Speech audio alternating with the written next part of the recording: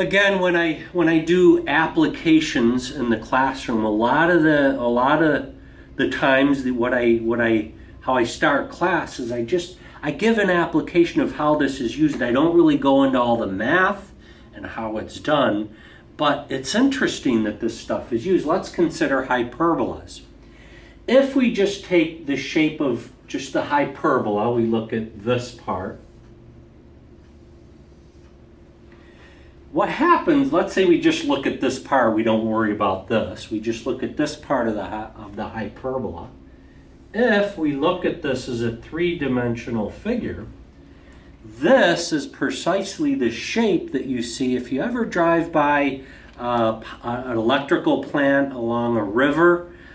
It doesn't matter if they're burning coal or if it's a nuclear power plant. You're going to see this shape right here.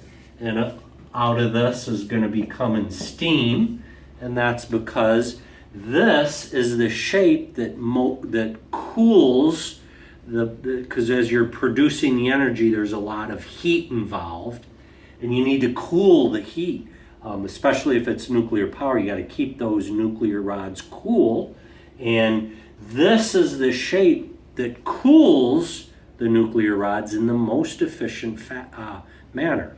It's the shape of this hyperbola, which in 3 dimensions it's called a hyperboloid.